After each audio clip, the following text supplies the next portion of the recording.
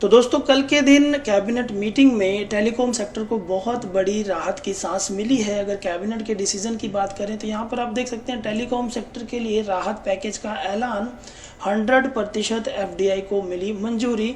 प्रधानमंत्री नरेंद्र मोदी की अध्यक्षता में हुई केंद्रीय कैबिनेट की बैठक में एडजस्टेड ग्रॉस रेवेन्यू यानी कि एजीआर की परिभाषा को व्यवहारिक बनाने के साथ साथ एजीआर पर 4 साल का मोरेटोरियम भी दिया गया। अगर पूरी न्यूज़ को हम यहाँ पर कवर करें तो देख सकते हैं हाइलाइट्स क्या कहते हैं कि कैबिनेट के टेलीकॉम सेक्टर के लिए राहत पैकेज को मंजूरी दी, एडजस्टेड ग्रॉस रेवेन्यू की परिभाषा को व्यवहारिक बनाया जाएगा, एजीआर पर 4 सालों की मोरेटोरियम को कैबिनेट की मंजूरी मिल चुकी है, टेलीकॉम सेक्टर के ऑटोमेटिक रूट के जरिए 100% एफडीआई को भी मंजूरी यहाँ पर मिल चुकी है।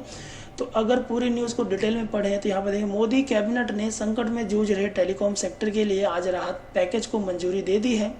प्रधानमंत्री नरेंद्र मोदी की अध्यक्षता में हुई केंद्रीय कैबिनेट की बैठक में एजीआर की परिभाषा को व्यवहारिक बनाने के साथ साथ एजीआर पर 4 सालों का मोरेटोरियम और टेलीकॉम सेक्टर में ऑटोमेटिक रूट के जरिए 100% एफडीआई की अनुमति को भी मंजूरी मिल चुकी है।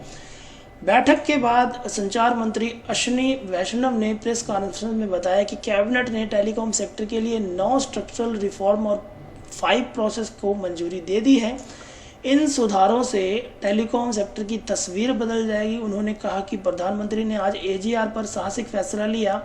एजीआर की परिभाषा को व्यवहारिक बनाने पर फैसला लिया गया है। सभी तरह के नॉन टेलीकॉम रेवेन्यू को एजीआर से हटा दिया गया है। टेलीकॉम सेक्टर में ऑटोमेटिक रूट के जरिए 100% एफडीआई की अनुमति दे दी गई है।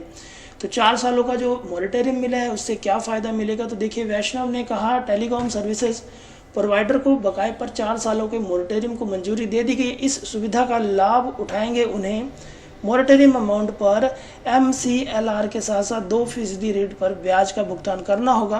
पेनल्टी को पूरी तरह खत्म कर दिया गया है। इससे टेलीकॉम सेक्टर में भारी निवेश को रास्ता साफ होगा। निवेश से रोजगार पैदा होगा और यह निवेश ज़्यादा से ज़्यादा रोजगार का सवाल है।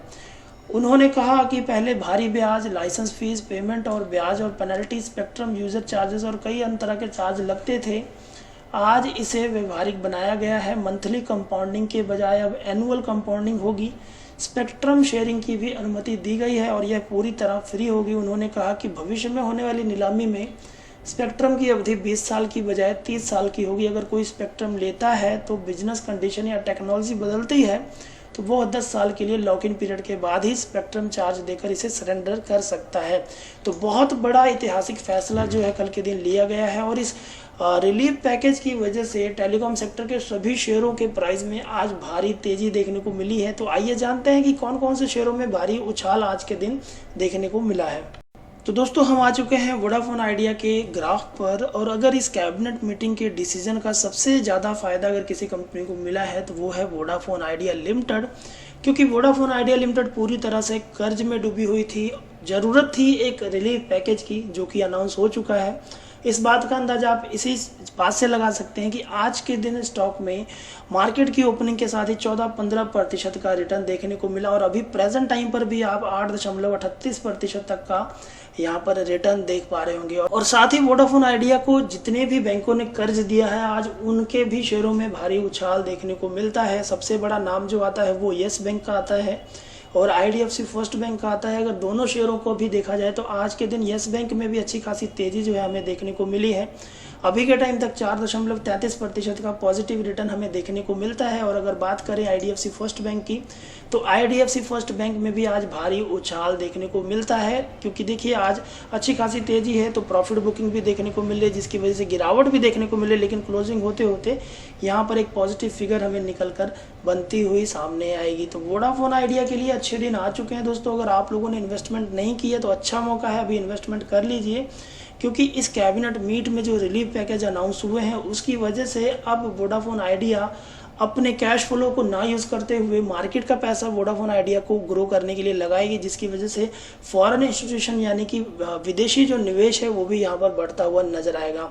तो डिसीजन आपका रहेगा, एक अच्छा रिटर्न देने की ताकत अब वोडाफोन आइडिया रखता है। अगर आप यहाँ पर इन्वेस्टमेंट करते हैं तो अच्छा रिटर्न कमा के जाएंगे, क्योंकि देखिए अगर देखा जाए तो एक दिन में 8.94 पिछले 5 दिनों में बात की जाए तो 23.42% का और एक मंथ में 63% तक का positive return Vodafone idea limited का स्टॉक बनाकर दे चुका है। 6 मंथ की बात करें तो यहाँ पर नेगेटिव रिटर्न हमें देखने को मिलता है, यानी कि जो कुछ भी हुआ है यहाँ पर 1 मंथ में हुआ है और ये महीने के बाद अब स्टॉक जो है दोबारा से रिवर्स करता हुआ नज़र आ सकता है। तो इन्वेस्टमेंट ज़रूर बनाइए, ज़्यादा नहीं तो थोड़ी बहुत क्वांटिटी यहाँ पर ज़रूर इन्वेस्ट कीजिए, अच्छा रिटर्न चाहते हैं तो ये थी एक छोटी सी वीडियो। उम्मीद करता हूँ पसंद आई होगी। वीडियो पसंद आई हो तो लाइक कीजिएगा, चैनल को सब्सक्राइब करना बिल्कुल ना भूलिएगा। Thanks for watching.